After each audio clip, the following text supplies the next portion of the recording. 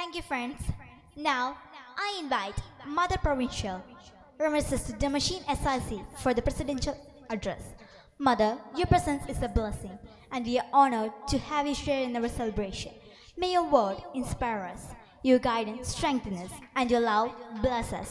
Reverend Mother, your unwavering commitment to serve the marginalized, your courage in the face of challenges, and your boundless love for humanity have inspired countless lives. Your example reminds us that true leadership is not just about titles or positions, but about selfless service and compassion. Please join me in warmly welcoming Mother as she shares her wisdom and blessings with us. ഇന്നത്തെ ഈ meeting ഉദ്ഘാടനം ചെയ്ത പുനലൂർ വൈദിക ജില്ലയുടെ ജില്ലാ വികാരിയും നമ്മുടെ ഇവിടുത്തെ ഇടവകയുടെ വികാരിയും ആയ, അതുപോലെ പട്ടം സെൻറ് മേരീസ് ഹയർ സെക്കൻഡറി സ്കൂളിൻ്റെ മുൻ പ്രിൻസിപ്പലുമായ reverend father doctor John C, ഇന്നത്തെ നമുക്ക് മുഖ്യ സന്ദേശം നൽകാനെത്തിയിരിക്കുന്ന പുനലൂർ SI ശ്രീ കൃഷ്ണകുമാർ സർ, നമുക്ക് സന്ദേശം നൽകുന്ന ആശംസകൾ അറിയിക്കുന്ന ward councillor Shri M Thajunisa, PTA president Parvathi Shekhar, school leader BS Shankar Madhavan, ഈ സ്കൂളിൻ്റെ ഹെഡ് മിസ്റ്റേഴ്സ്, എൻ്റെ ബാച്ചുകാരി കൂടിയായ സിസ്റ്റർ മാഡ്ലിൻ, പ്രിയപ്പെട്ട സിസ്റ്റേഴ്സ്, ടീച്ചേഴ്സ്, മാതാപിതാക്കളെ, ക്ഷണം സ്വീകരിച്ച് ഇവിടെ എത്തിയിരിക്കുന്ന വിശിഷ്ട വ്യക്തികളെ, എല്ലാവർക്കും നല്ല ഒരു സായാഹ്നം ആശംസിക്കുന്നു. ദൈവാനുഗ്രഹത്തിൻ്റെ 37 വർഷങ്ങൾ ഈ കലാലയം പിന്നിടുകയാണ്. നാം ഇന്നിവിടെ ആഘോഷിക്കുന്നത് 37ാമത് സ്കൂൾ വാർഷികമാണ്. ബഥനി സിസ്റ്റേഴ്സിൻ്റെ നേതൃത്വത്തിൽ നടത്തപ്പെടുന്ന മലങ്കര സുറിയാനി കത്തോലിക്ക സഭയ്ക്കുള്ളിലെ ഈ വിദ്യാലയം നമ്മുടെ ഏതൊരു വിദ്യാലയവും എന്നതുപോലെ ഞങ്ങളുടെ സ്ഥാപക പിതാവായ ധന്യന്മാർ ഇവാനിയോസ് പിതാവിൻ്റെ ദീർഘവീക്ഷണത്തിൽ നിന്നും ചിന്തയിൽ നിന്നും ഉരുത്തിരിഞ്ഞതാണ്. പള്ളിക്ക് മുമ്പേ പള്ളിക്കൂടമെന്ന ആശയം കൊണ്ടുവന്ന ആ മഹാരഥൻ വിദ്യാഭ്യാസത്തിലൂടെയാണ് വികസനം കൊണ്ടുവരികാൻ സാധിക്കുക, സമൂഹത്തിന് ഔന്നത്യം കൈവരിക്കാനാവുക എന്ന ബോധ്യത്തിൽ നിന്ന് ആണ് ഈ ഓരോ വിദ്യാലയങ്ങളും രൂപം കൊണ്ടിരിക്കുന്നത്. നമ്മളിവിടെ ഒരു ചെറിയ വിദ്യാലയവും കുറച്ചു കുട്ടികളെയുമാണ് ഇവിടെ കാണുന്നത് എങ്കിലും ബഥനി മിശിഹാനുകരണ സന്യാസിനി സമൂഹത്തിൻ്റെ നേതൃത്വത്തിൽ നടത്തപ്പെടുന്ന വിദ്യാലയങ്ങളിൽ മാത്രം ഏതാണ്ട് ഈ വർഷം 50,000 കുട്ടികൾ പഠിക്കുന്നുണ്ട്. കേരളത്തിനകത്തും കേരളത്തിന് പുറത്തും ഇന്ത്യക്ക് വെളിയിൽ എത്യോപ്യയിലും ഒക്കെയായിട്ട്. ഇതെല്ലാം പലയിടങ്ങളിലും അവികസിത ഇടങ്ങളിൽ ഗ്രാമപ്രദേശങ്ങളിലൊക്കെ ആണ് ഈ വിദ്യാഭ്യാസം. പ്രത്യേകിച്ചും പാവപ്പെട്ടവരെയും അധികം സാധ്യതകൾ എത്തിപ്പെട്ടിട്ടില്ലാത്ത ഇടങ്ങളിലുമാണ് ഈ സ്കൂളുകളൊക്കെ ആരംഭിക്കുക. പിന്നീട് സ്കൂള് വലിയ നിലയിലേക്ക് എത്തുമ്പോൾ ആ പ്രദേശത്തിനും പുരോഗമനം കൈവരും എന്നുള്ളത് ഒരു യാഥാർത്ഥ്യമാണ്. ഞാനിവിടെ വരുന്നതിന് മുമ്പ് നാലാഞ്ചിറയിലുള്ള സെൻറ്റ് ഗൊരേറ്റീസ് ഹയർ സെക്കൻഡറി സ്കൂളിൽ നിന്ന് വിരമിക്കുന്ന അധ്യാപകരുടെ ഒരു മീറ്റിങ്ങിലും കൂടെ പങ്കെടുത്തിട്ടാണ് വരുന്നത്. അവിടെ നമ്മുടെ മലങ്കര സുറിയാനി കത്തോലിക്ക സഭയുടെ തലവനും പിതാവുമായ കാർഡിനൽ മാർ ക്ലീമിസ് പിതാവ് അവിടെ ഉണ്ടായിരുന്നു. പിതാവ് നൽകിയ സന്ദേശത്തിലെ 2 വാക്കുകൾ എൻ്റെ മനസ്സിനെ വല്ലാതെ ശ്രദ്ധയിൽപ്പെട്ടു. അതായത്, നാം എല്ലാവരും വിദ്യാഭ്യാസത്തോട് ചേർത്ത് വെച്ച് ചിന്തിക്കുന്ന 2 വാക്കുകളാണ് മൂല്യബോധവും ദിശാബോധവും. ഇവിടെ റിപ്പോർട്ട് വായിക്കുമ്പോഴും ഓരോരുത്തരും പ്രസംഗിക്കുമ്പോഴും അതിൻ്റെ അന്തരാർത്ഥം ഇതാണ്. ബഹുമാനപ്പെട്ട അച്ഛനും ഇവിടെ നമ്മോട് പറഞ്ഞു, ഒരു മനുഷ്യ വ്യക്തിത്വം എന്ന് പറയുന്നത് അതിൽ 3 എലമെൻസ് ഉണ്ട്: ശരീരം, മനസ്സ്, ആത്മാവ്. ഇതിൻ്റെ 3ൻ്റെയും സമഗ്രമായ വളർച്ച സാധ്യതമാകുമ്പോഴാണ് ഒരാൾ വിദ്യാഭ്യാസമുള്ള ഒരാളാണ് എന്ന തിരിച്ചറിവിലേക്ക് വരിക, മറ്റുള്ളവർ അത് ഗണിക്കുക. മൂല്യബോധവും ദിശാബോധവും 2 വാക്കുകൾ നമ്മുടെ ഉള്ളിൽ ആയിരിക്കട്ടെ. ബഹുമാനപ്പെട്ട അച്ഛൻ ഇവിടെ പറഞ്ഞതുപോലെ എനിക്ക് ഉറപ്പുണ്ട് നമ്മളെല്ലാവരും ഇവിടെ കാത്തിരിക്കുന്നത് കുഞ്ഞുങ്ങളുടെ കളികളൊക്കെ കാണാനാണെന്നാണ്. തന്നെയുമല്ല, ബഹുമാനപ്പെട്ട അച്ഛൻ്റെ വളരെ ഗംഭീരമായ പ്രസംഗം, വളരെ അർത്ഥസമ്പുഷ്ടമായ പ്രസംഗം നമ്മളെല്ലാവരെയും ചിന്തിപ്പിക്കുന്നതാണ്. മാതാപിതാക്കൾക്കും അധ്യാപകർക്കും കുഞ്ഞുങ്ങൾക്കും ഒരുപോലെ സ്വീകാര്യമായ വാക്കുകളാണ് ഇവിടെ പ്രസംഗിക്കപ്പെട്ടത്. ഒന്ന് രണ്ട് നുറുങ്ങ് സംഭവങ്ങളോ കഥകളോ മാത്രം പറഞ്ഞുകൊണ്ട് ഞാൻ എൻ്റെ വാക്കുകൾ അവസാനിപ്പിച്ചു കൊള്ളാം. കുഞ്ഞുങ്ങളോടാണ് ഈ ഒരു നുറുങ്ങ് ഈ അടുത്ത സമയത്ത് വായിച്ച ഒരു ചിന്താശകലത്തിൽ നിന്നും എൻ്റെ ശ്രദ്ധയിൽപ്പെട്ട കാര്യമാണ് പറയുക. ഒരു കിളിക്കൂടിനുള്ളിൽ ഇരിക്കുന്ന കിളിക്കുഞ്ഞ്, നമുക്കറിയാം കിളിക്കൂടിനുള്ളിരിക്കുന്ന കിളിക്കുഞ്ഞിന് ഭക്ഷണമൊക്കെ കൊണ്ടു കൊടുക്കുന്നത് അമ്മക്കിളിയാണ്. അപ്പോൾ ഇത് ആ ജീവിതം അതിന് വളരെ സുരക്ഷിതമായിട്ട് തോന്നി. അമ്മ ചിറക് വിരിച്ച് അതിനെ പ്രൊട്ടക്റ്റ് ചെയ്തിരിക്കും, കൂടിനകത്ത് അധ്വാനത്തിനെങ്ങും പോകണ്ട. അപ്പോൾ ഈ കുഞ്ഞുകിളിക്കൊരു ആശയം തോന്നി, ദൈവത്തോട് പ്രാർത്ഥിച്ചു, ദൈവമേ എനിക്ക് വളരണ്ട, ഇങ്ങനെ തന്നെ ഈ കൂടിനുള്ളിൽ ഇരുന്നാൽ മതി. ദൈവം ആ പ്രാർത്ഥന കേട്ടു. കാലങ്ങൾ കുറേ കടന്നുപോയി. കുറേ നാൾ കഴിഞ്ഞപ്പോൾ ഈ കുഞ്ഞുകിളി കൂട്ടിലിരുന്നു കൊണ്ട് നോക്കുമ്പോൾ ആകാശത്തിൻ്റെ വിഹായസിൽ പറന്ന് നടക്കുന്ന യഥേഷ്ടം പറന്ന് കളിക്കുന്ന പക്ഷികളെ കാണുന്നുണ്ട്. അപ്പോൾ ഇതിൻ്റെ ചിറകം നനക്കാൻ നോക്കുമ്പോൾ പറ്റുന്നില്ല, ഈ കൂടിന് പുറത്തേക്ക് വരാൻ അതിന് സാധിക്കുന്നില്ല. അപ്പോഴാണ് താൻ പണ്ട് ദൈവത്തോട് ചോദിച്ചു വാങ്ങിയ ഈ വരത്തിൻ്റെ ഇല്ലായ്മ എന്താണെന്ന്, അതിൻ്റെ പോരായ്മ എന്താണെന്ന് മനസ്സിലാകുന്നത്. ഈ കുഞ്ഞുങ്ങൾ തിരിച്ച് പ്രാർത്ഥിച്ചു, ദൈവമേ എനിക്ക് വളരണം. നമ്മുടെ ഈ കുഞ്ഞു കുട്ടികൾക്ക് ഇവിടെ നഴ്സറി മുതൽ നമുക്ക് 7ാം ക്ലാസ് വരെ ഇവിടെ ക്ലാസ്സുകളുണ്ട്. അവരുടെ വളർച്ചയ്ക്കനുസരിച്ചുള്ള പഠനം അവർക്ക് ആവശ്യമാണ്. അപ്പോൾ ഇവിടെ ബഹുമാനപ്പെട്ട അച്ഛൻ ഇവിടെ സൂചിപ്പിച്ചതുപോലെ അച്ഛൻ തീർച്ചയായിട്ടും ദീർഘകാലം വിദ്യാഭ്യാസ മേഖലയിൽ പ്രവർത്തിച്ച അധ്യാപകനായി, അത് കഴിഞ്ഞിട്ട് ഏഷ്യയിലെ തന്നെ ഏറ്റവും വലിയ സ്കൂളിൽ പഠിപ്പിച്ച് അതിൻ്റെ പ്രഥമ അധ്യാപകനായി അവിടെ നിന്ന് വിരമിച്ച ആളാണ്. എന്നെ സംബന്ധിച്ച് ഞാൻ ഒരു ആശുപത്രിയാണ് എൻ്റെ പ്രവർത്തന മേഖല. അപ്പോൾ വിദ്യാഭ്യാസ രംഗത്തെ തൻ്റെ അറിവിൽ നിന്നും അനുഭവത്തിൽ നിന്നും ഏറെ കാര്യങ്ങൾ അച്ഛന് പറയാനുണ്ട്. ഒരു പക്ഷേ സമയം അനുവദിക്കുമായിരുന്നുവെങ്കിൽ മണിക്കൂറുകൾ നമ്മോട് സംസാരിക്കുമായിരുന്നു. അപ്പോൾ ആ കേട്ടതൊക്കെ നമ്മുടെ ഉള്ളിൽ കുറിച്ച് വെച്ചുകൊണ്ട് തന്നെ ബാക്കി അതിൻ്റെ ഒരു ഭാഗമായിട്ട് മാത്രം ഞാൻ ഈ കാര്യങ്ങൾ ചേർത്ത് വയ്ക്കുന്നു എന്നേ ഉള്ളൂ. അപ്പോൾ അവരുടെ വളർച്ചയ്ക്കനുസരിച്ച് അവർക്കുള്ള, ഇവിടെ നമ്മുടെ റിപ്പോർട്ട് വായിച്ചപ്പോഴൊക്കെ കേട്ടു, പഠനത്തോടൊപ്പം പാഠ്യേതര വിഷയങ്ങളിലും അവർ പുലർത്തുന്ന മികവ്, അവർക്ക് കൊടുക്കുന്ന സാധ്യതകളൊക്കെ ഈ സ്റ്റേജിൽ തന്നെ നമ്മൾ കാണുമ്പോൾ ഒരാൾ മീറ്റിങ്ങിൻ്റെ പ്രോഗ്രാം കമ്പയർ ചെയ്യുന്നു, മറ്റുള്ളവർ കളികൾ ഒരാൾ സ്വീകരിക്കുന്നു, പൂക്കൾ പിടിക്കും, എല്ലാ വിധത്തിലും കളികൾ ഇവിടെ കളിക്കുന്നവർ ഓരോരുത്തരുടെയും കഴിവുകൾ വ്യത്യസ്തമാണ്. അപ്പോൾ ഈ ടീച്ചേഴ്സ് ഇവരുടെ കഴിവുകളുടെ വ്യത്യസ്തത മനസ്സിലാക്കി തന്നെയാണ് ഓരോരുത്തരെയും ഓരോ റോൾ ഏൽപ്പിച്ചിരിക്കുന്നത്. നമുക്ക് അറിയാം എല്ലാവർക്കും ഒരേ കഴിവുകളല്ല എന്നിവിടെ നിന്ന് തന്നെ നമ്മൾ വ്യക്തമായിട്ട് കാണുകയാണ്, ഒരിക്കൽ കൂടെ നമ്മൾ തിരിച്ചറിയുകയാണ്, മനസ്സിലാക്കുകയാണ്. ഒരിക്കൽ ഒരു മാലാഖ ഭൂമിയിലേക്ക് വന്നിട്ട് പല ചെടികളുടെ അടുത്ത് സന്ദർശനം നടത്തി.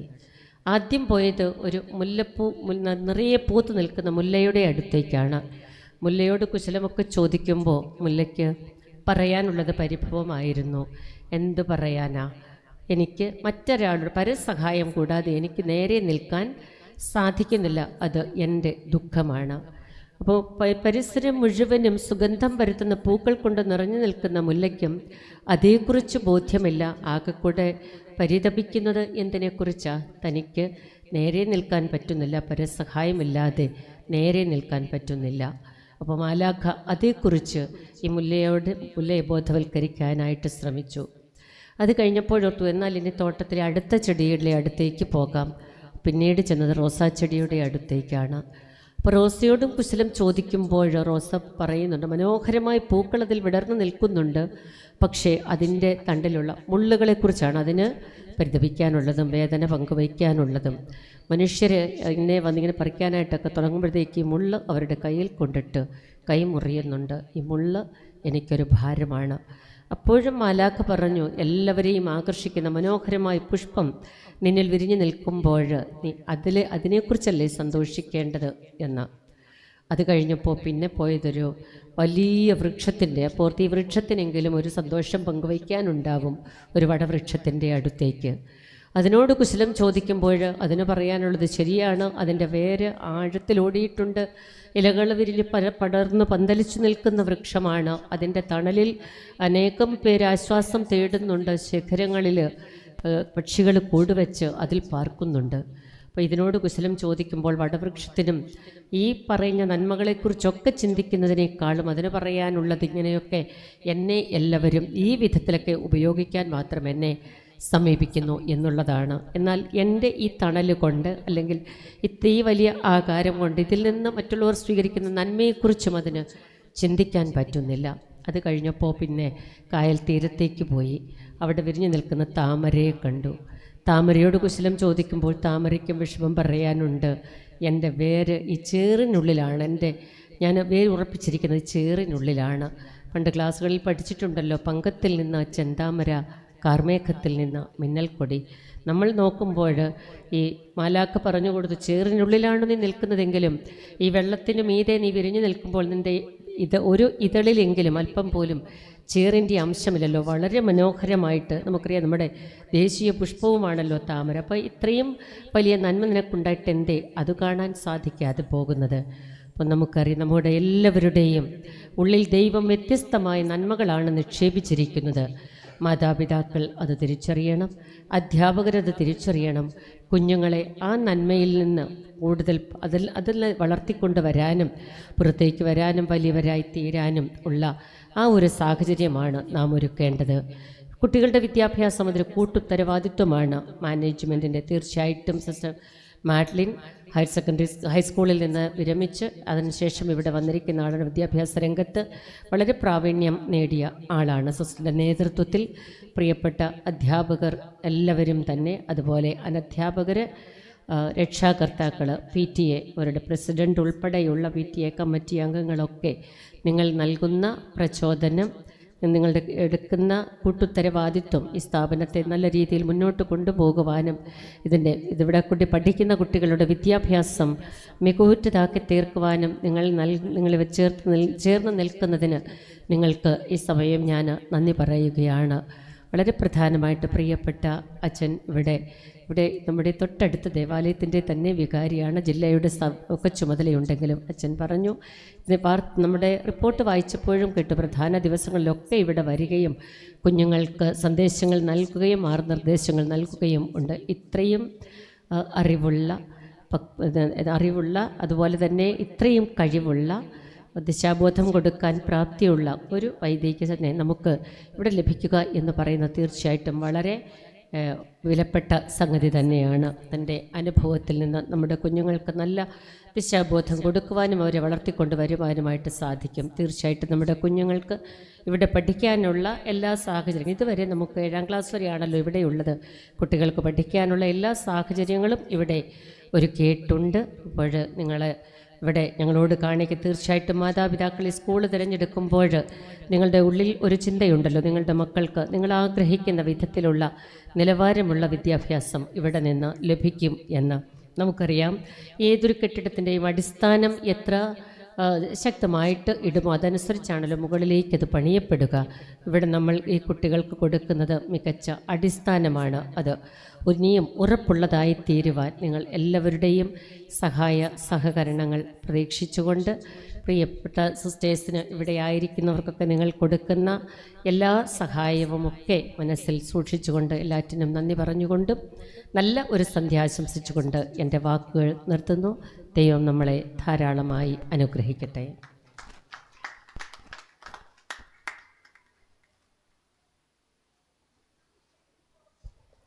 Thank you, Mother. As we gather today, we express our heartfelt gratitude to the men and women who keep us safe, upholding the law, and embodies the values of service and integrity. I'm privileged to invite on such outstanding officer, our chief guest, Sri Krishna Kumar P, SI of Punnur, to the state. His unwavering dedication to our community, their courage in the face of adversity, and their passion for justice make them an inspiration to us all.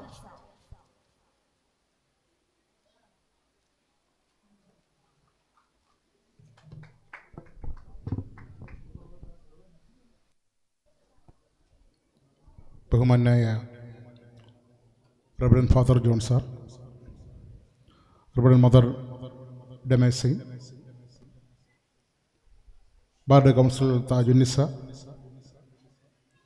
PTA president Parvathi Shekhar, Shankar Mahadevan school leader, HM Madeline, ഇവിടുത്തെ അധ്യാപക അനധ്യാപകരെ, പ്രിയപ്പെട്ട കുട്ടികളെ, രക്ഷകർത്താക്കളെ, ഞാൻ ഈ സ്കൂളിൽ വരുന്നത് തന്നെ 3-ാം തവണയാണ്. ഒരു വർഷത്തിന് മുമ്പ് ഞാൻ വരാൻ തന്നെ കാരണം എൻ്റെ സഹപ്രവർത്തകരായ അയ്യപ്പൻ്റെയും സരസ്വതിയുടെയും മകളായ ഋതിക ഈ സ്കൂളിൽ പഠിക്കുന്നുണ്ട്. അവരുടെ ക്ഷണം സ്വീകരിച്ചാണ് ഞാൻ ആദ്യം വന്ന് ഇവിടെ ഒരു ക്ലാസ് എടുക്കാൻ വന്നിരുന്നു. അതിനുശേഷം അവർ തന്നെ പറഞ്ഞു ഇങ്ങനെ വരണം, കഴിഞ്ഞ വർഷത്തെ ആനുവൽ ഡേക്കും എന്നെ വിളിച്ചു, ഇത്തവണയും എന്നെ വിളിച്ചു. ആ വിളിച്ചതിലൊക്കെ ഒരുപാട് സന്തോഷം. എല്ലാവരും പറഞ്ഞ പോലെ തന്നെ ഫാദർ ജോൺ സാറ് ഒരുപാട് വിശദമായി തന്നെ നമ്മുടെ എല്ലാ മനസ്സിൽ തട്ടത്തക്ക രീതിയിലുള്ള ഒരു പ്രഭാഷണം നടത്തിയിരിക്കുകയാണ്. അതുപോലെ തന്നെ നമ്മുടെ രക്ഷകർത്താക്കളും കുട്ടികളും എല്ലാം കാത്തിരിക്കുന്നത് ഇവിടുത്തെ നമ്മുടെ കുഞ്ഞുങ്ങളുടെ കലാപരിപാടികൾ കണ്ട് ആസ്വദിക്കാനാണ്. അതുകൊണ്ടുള്ള പ്രസംഗം തന്നെ അധിക പ്രസംഗമായി മാറുമെന്നറിയാം. കുറച്ച് കാര്യങ്ങൾ മാത്രം പറഞ്ഞുകൊണ്ട് ഞാൻ നിർത്താം.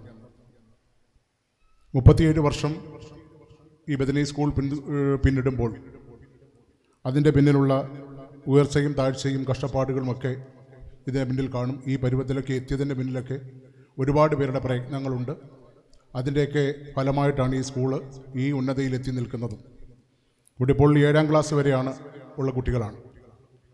എങ്കിലും ഇവിടെ ഇരിക്കുന്ന രക്ഷകർത്താക്കളുടെ മുതിർന്ന കുട്ടികളൊക്കെ ചിലപ്പോൾ അതിൽ കൂടിയ സ്റ്റാൻഡേർഡിലൊക്കെ പഠിക്കുന്നവരൊക്കെയാണ്. ഇപ്പോൾ നമ്മുടെ സമൂഹം ദിവസവും കണ്ടുവരുന്ന പത്രമാധ്യമങ്ങളിലൂടെയും ദൃശ്യമാധ്യമങ്ങളിലൂടെയൊക്കെ നമ്മൾ കണ്ടുവരുന്ന ചില അനഭിലഷണീയങ്ങളായ ചില പ്രവണതകൾ കണ്ട് എങ്ങനെ ഈ തലമുറ മുൻപോട്ട് പോകുമെന്ന് പകച്ചു നിൽക്കുന്ന ഒരു കാലത്തിലൂടെയാണ് നമ്മൾ രക്ഷകർത്താക്കളൊക്കെ അധ്യാപകരുമൊക്കെ മുന്നോട്ട് പോയിക്കൊണ്ടിരിക്കുന്നത്. ഓരോ ദിവസവും ഞങ്ങൾക്കുണ്ടായ അനുഭവങ്ങളാണ്. കഴിഞ്ഞ ദിവസം തന്നെ ഈ പുനലൂരിലെ ഒരു പ്രമുഖ സ്കൂളിലെ HM വിളിക്കുന്നു, സാർ പെട്ടെന്ന് സ്കൂളിലോട്ടൊന്ന് വരണം, 5-6 കുട്ടികൾ മദ്യപിച്ച് ബോധമില്ലാതെ കിടക്കുകയാണ്. ഞാൻ അവിടെ ചെന്നു. 9-ാം ക്ലാസ്സിൽ പഠിക്കുന്ന കുട്ടി, 8-ാം ക്ലാസ്സിൽ പഠിക്കുന്ന കുട്ടി, 10-ാം ക്ലാസ്സിൽ പഠിക്കുന്ന കുട്ടി. ആ കുട്ടികളെയെല്ലാം ടീച്ചേഴ്സ് റൂമിൽ കൊണ്ടിരുത്തിയിരിക്കുകയാണ്. ഞാൻ ഇവിടെ ചെന്ന് അവരോട് ചോദിച്ചു, ഒരു കുട്ടിക്ക് ബോധമില്ല, ഒട്ടും ബോധമില്ല, അവൻ പറയുന്നത് എന്തെന്നോ അബ്നോർമലാണ്, പക്ഷെ നല്ല ബ്രില്യൻ്റ് ഒരു കുട്ടി, അധ്യാപകരെല്ലാം നല്ലപോലെ പഠിക്കുന്ന കുട്ടി, ഒരു തവണ ഒരു കാര്യം പറഞ്ഞാൽ നല്ലപോലെ അബ്സർവ് ചെയ്യാൻ കഴിവുള്ള നല്ല ടാലൻ്റുള്ള ഒരു കുട്ടി. അവൻ്റെ അച്ഛൻ മരിച്ചുപോയി. അപ്പോൾ അമ്മയുമായിട്ടൊന്നും പൊരുത്തപ്പെടാതെ പിന്നെ ചൈൽഡ് ലൈൻ ആ കുട്ടി ഏറ്റെടുത്ത് ഒരു ഹോസ്റ്റലിൽ നിർത്തി പഠിപ്പിക്കുകയാണ്. ഇപ്പോൾ ഞാൻ ചോദിച്ചത് എനിക്കിത് എവിടെ നിന്ന് കിട്ടി? ഇത് പറയുന്നത് റെയിൽവേ സ്റ്റേഷൻ്റെ സൈഡിൽ കൂടെ ഞാനൊരു ദിവസം നടന്നു പോയപ്പോൾ ഒരു ചേട്ടൻ ഒരു മാളത്തിനകത്ത് വയ്ക്കുന്നത് കണ്ട് ഞാനത് ആ സ്ഥലം നോക്കി വെച്ചിരുന്നു. പിറ്റേ 2 ദിവസം കഴിഞ്ഞപ്പോൾ ഇവൻ്റെ ബർത്ത്ഡേ ആണ്. അപ്പോൾ വീണ്ടും അവൻ അവിടെ ചെന്ന് നോക്കിയപ്പോൾ അതുണ്ട്. അവൻ അതെടുത്ത് ബാഗിനകത്താക്കി കൊണ്ടുവന്നു, ബാത്റൂമിൽ കൊണ്ടുപോയി. ഇവൻ ഇച്ചിരി നല്ലപോലെ കഴിച്ചു, ബാക്കിയുള്ളവർക്കെല്ലാം ഒരു അടപ്പിനകത്ത് ഒഴിച്ച് കുറച്ച് കൊടുത്തു. അങ്ങനെ അധ്യാപകർ പിടിക്കപ്പെട്ടു. നമ്മൾ എന്ത് ചെയ്യാനാണ്? ഇതിൻ്റെ സോഴ്സ് നോക്കുമ്പോൾ അവനൊന്നും വിട്ടു പറഞ്ഞു. അതിന് നമ്മൾ പൂർണ്ണമായി നമ്മൾ വിശ്വാസം എടുക്കുന്നില്ല. അതും കുറഞ്ഞ മദ്യമൊന്നുമല്ലത്. ഇന്ന് മാർക്കറ്റിൽ അല്ലെങ്കിൽ ഇതിൻ്റെ വിലയെന്ന് പറഞ്ഞാൽ 1500 രൂപയൊക്കെ ഒരു ബോട്ടിലിന് വില വരുന്ന കുപ്പിയാണ്. അതൊക്കെ കൊണ്ടൊന്നും ആ മാളത്തിൽ ഒളിച്ചു വെക്കുന്നൊന്നും നമുക്ക് വിശ്വസിക്കാനൊക്കത്തില്ല. പിന്നെ അവൻ പറയുന്നത് നമുക്ക് വിശ്വാസത്തിൽ എടുക്കാനൊക്കത്തുള്ളൂ. അതുകൊണ്ട് ഇതാര് കൊടുത്തെന്നോ നമുക്ക് പറയാനൊക്കാത്തൊരവസ്ഥ. എന്ത് ചെയ്യും? അവനെ ഉപദേശിക്കാവുന്നതൊക്കെ നമ്മൾ ഉപദേശിച്ചു. ബാക്കി കുട്ടികളുടെയൊക്കെ രക്ഷകർത്താക്കളെ കുറേ പേരെ വിളിച്ച് വരുത്തി. അപ്പോൾ വരുന്നപ്പോൾ പറയുന്ന പലരും വീടുകളിലെ സാഹചര്യം, നമ്മുടെ വീടുകളിലെ സാഹചര്യം, ഏറ്റവും കൂടുതൽ കുട്ടികളെ വഴിതെറ്റിക്കുന്നതും നമ്മുടെ വീട്ടിലെ സാഹചര്യം തന്നെയാണ്. രക്ഷകർത്താക്കൾ മാതാപിതാക്കൾ തമ്മിലുള്ള പൊരുത്തക്കേടുകൾ, ദിവസവും അച്ഛനും അമ്മയും തമ്മിലുള്ള ലഹളകൾ, ഇതൊക്കെ കണ്ടു വളരുന്ന കുട്ടികൾ പിന്നെ അവൻ്റെ സ്നേഹം തേടി അവൻ എവിടുന്ന് കിട്ടുമെന്ന് തിരക്കി അവൻ പല രീതിയിൽ അവൻ വഴിമാറി പോകുന്ന ഒരു കാഴ്ചയാണ് നമ്മൾ കണ്ടുവരുന്നത്. ഇന്നലെ പുനലൂർ പോലീസ് സ്റ്റേഷനിൽ ഒരു പോക്സോ കേസിലെ വിക്ടിം ഒന്നാണ്. പ്രതികൾ 4 പേര്. അതിലൊരാൾ 18 വയസ്സ് പൂർത്തിയായി. അയാളെ കഴിഞ്ഞ ദിവസം നമ്മൾ റിമാൻഡ് ചെയ്തു.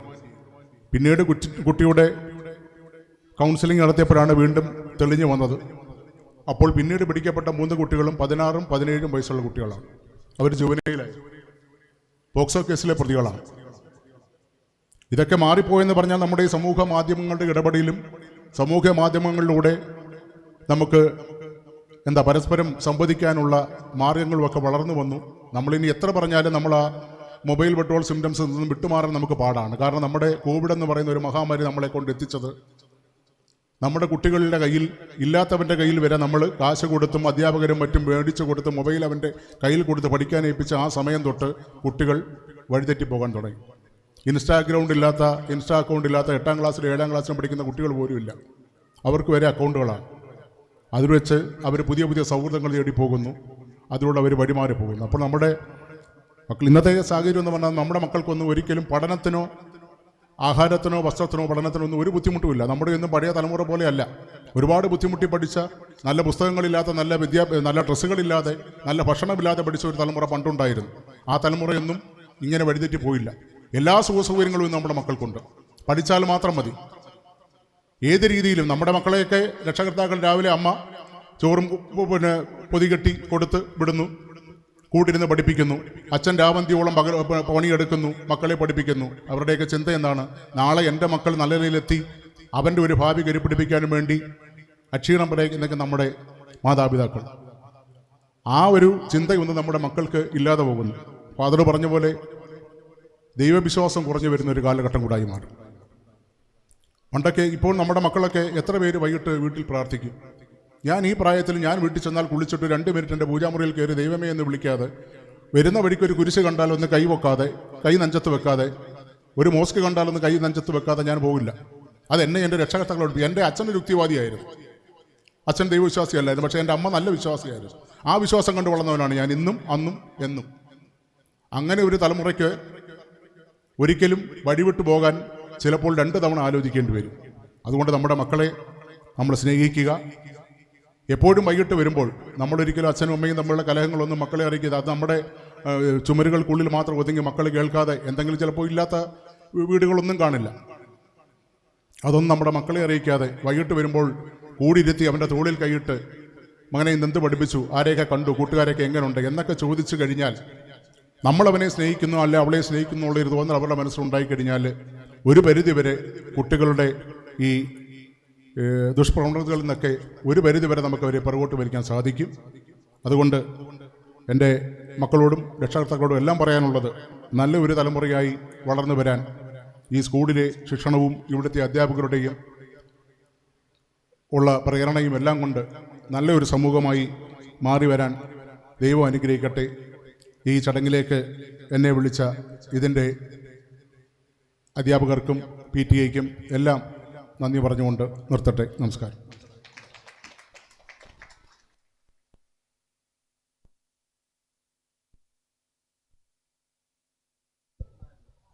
Thank you, sir, for your valuable words.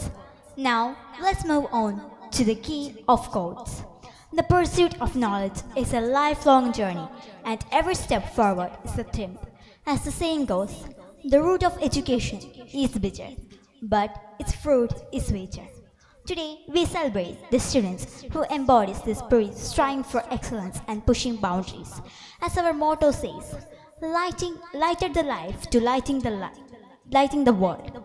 We have a life lighter to illuminate the world with the radiant glow of education.